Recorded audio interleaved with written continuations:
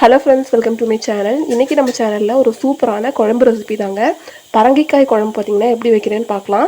ஃப்ரெஷ்ஷாக மசாலா அரைச்சி வைக்க போகிறோங்க. ரொம்பவே டேஸ்ட்டாக இருக்கும். ஸோ ரொம்ப சூப்பரான குழம்பு ரெசிபி இது. ஸோ இதை எப்படி பண்ணுறதுன்னு பார்க்கலாம். வாங்க வீடியோக்குள்ளே போகலாம். அடுப்பில் ஒரு கடாயை வச்சுருக்கேங்க. இப்போ இதில் 1 ஸ்பூன் அளவுக்கு எண்ணெய் சேர்த்துக்கலாம். இப்போ நம்ம மசாலா தான் அரைச்சி எடுக்க போகிறோம். அதுக்காக மட்டும் நம்ம 1 ஸ்பூன் எண்ணெய் சேர்த்துக்கலாம். இதில் 1/2 ஸ்பூன் சீரகம் சேர்த்துக்கலாம்.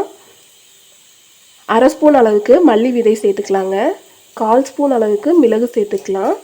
2 வரமிளகாய் சேர்த்துக்கலாம். இந்த அளவெல்லாம் பார்த்திங்கன்னா நான் இன்றைக்கி ஒரு சின்ன பீஸ் அளவுக்கு பரங்கிக்காய் எடுத்திருக்கேன். அதுக்கு தாங்க சேர்த்துருக்கேன். 1 கொத்து அளவுக்கு கருவேப்பிலை சேர்த்துக்கலாங்க. 6 பல் பூண்டு சேர்த்துக்கலாங்க. சேர்த்து நல்லா வதக்கி விட்டுக்கலாம். இப்போ இதில் பாதி வெங்காயம் வெட்டி வச்சுருக்கேங்க. இதை சேர்த்துடலாம். அப்படியே ஒரு சின்ன துண்டு அளவுக்கு புளி சேர்த்துக்கலாங்க. புளி நீங்கள் லைட்டாக ஊற வச்சு சேர்க்குறதுனா சேர்த்துக்கலாம், இல்லை அப்படியே முழுசாக கூட சேர்த்துக்கலாம். இப்போ இதில் கட் பண்ணி வச்ச ஒரு தக்காளியை சேர்த்துக்கிறேங்க. இப்போ இதில் தேவையான அளவு உப்பு சேர்த்துக்கலாங்க. உப்பு சேர்த்து நல்லா வதக்கிக்கலாம்.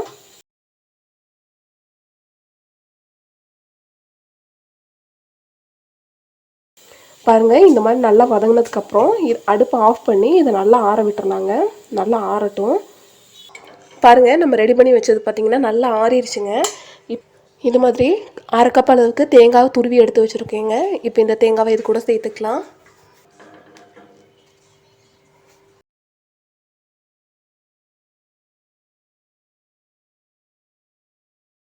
அவ்வளோதாங்க.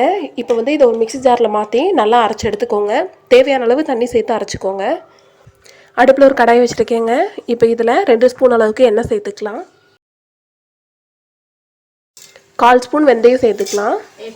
பெருங்காயத்தூள் கொஞ்சமாக சேர்த்துக்கலாங்க. 1 ஸ்பூன் கடுகு சேர்த்துக்கலாம். 1 கொத்து கருவேப்பிலை சேர்த்துக்கலாம். ஒரு வரமிளகாய் இந்த மாதிரி கிள்ளி வச்சுருக்கேன், சேர்த்துடலாம். நல்லா மிக்ஸ் பண்ணி விட்டுக்கலாம்.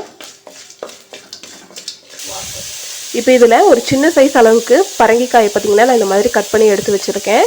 இப்போ இதில் சேர்த்துடலாம். சேர்த்து நல்லா மிக்ஸ் பண்ணி விட்டுக்கலாம். இது மாதிரி நல்லா மிக்ஸ் பண்ணி விட்டதுக்கப்புறம் இதில் தேவையான அளவு தண்ணி சேர்த்து வேக விட்டுறலாம்.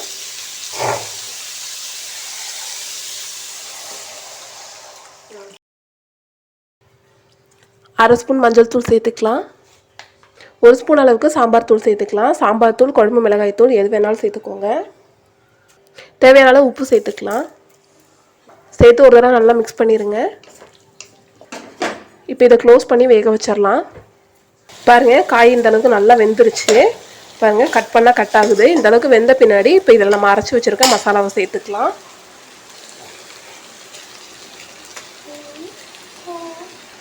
தேவையான அளவு தண்ணி நான் அந்த மிக்ஸி ஜார்லேயே சேர்த்துக்கிறேன்.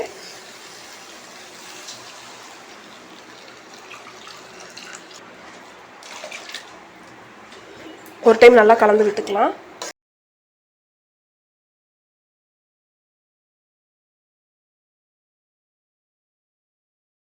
அவ்வளோதாங்க, குழம்பு நல்லா வெந்து நமக்கு தேவையான அளவு திக்காயிருச்சு. தேவையான அளவு கொத்தமல்லி தழை தூவிக்கலாம். கொஞ்சமாக தூவிக்கோங்க, அதுவே சரியாக இருக்கும். இப்போ ஒரு தடவை மிக்ஸ் பண்ணி விட்டுறலாம். மிக்ஸ் பண்ணி விட்டுட்டு அடுப்பை ஆஃப் பண்ணிக்கலாங்க. அவ்வளோதாங்க, நம்மளோட சூப்பரான பரங்கிக்காய் குழம்பு பார்த்திங்கன்னா ரெடி ஆயிடுச்சுங்க. இந்த மாதிரி செஞ்சு பாருங்கள், உங்களுக்கு கண்டிப்பாக இதோட டேஸ்ட் பிடிக்கும். ஸோ இந்த வீடியோ உங்கள் எல்லாத்துக்குமே கண்டிப்பாக பிடிச்சிருக்கும்னு நினைக்கிறேன். பிடிச்சிருந்தா லைக் பண்ணுங்கள், ஷேர் பண்ணுங்கள், கமெண்ட் பண்ணுங்கள். மறக்காமல் நம்ம சேனலை சப்ஸ்கிரைப் பண்ணி பக்கத்தில் இருக்க பெல் பட்டனை கிளிக் பண்ணி ஆளுங்கிற ஆப்ஷனை செலக்ட் பண்ணி வைங்க. அப்போ தான் நம்ம போடக்கூடிய வீடியோஸோட நோட்டிஃபிகேஷன் எல்லாமே உங்களுக்கு வரும். தேங்க்யூ ஃபார் வாட்சிங் ஃப்ரெண்ட்ஸ்.